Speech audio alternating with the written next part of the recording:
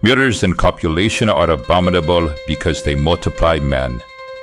The peculiar utterance of some heresiarch in a land called Uqbar, or so Bjoi Casares assured me that night.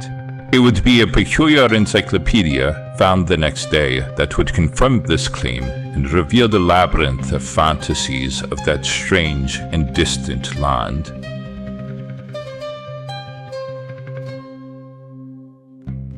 For the Gnostics of Uqbar, the visible universe was an illusion, a sophism. Its epics and legends never refer to reality, but rather to the imaginary regions of Mlenas and Tlön.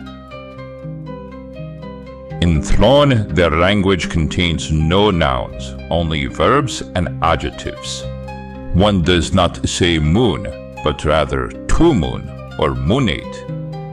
In the northern hemisphere, they build words from accumulated qualities, pale orange of the sky or round airy light on dark. The works of this hemisphere abound in ideal objects, which are convoked and dissolved in a moment according to poetic needs. The color of a rising sun and the faraway cry of a bird. The vague, tremulous rose color we see with our eyes closed. The sensation of being carried along by a river and also by sleet. Their philosophers do not seek truth, but astonishment. 1,000 schools of thought flourish, each more audacious than the last. One declares that while we sleep here, we are awake elsewhere. Another insists the universe is comparable to those cryptographs in which not all symbols are valid, and truth happens only every 300 nights.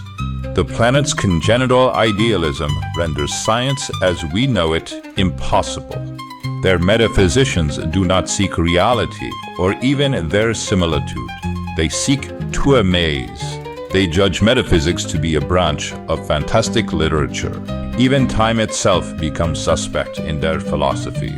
Some schools negate it entirely, reasoning that the present is indefinite, the future exists only as present hope, the past as present memory.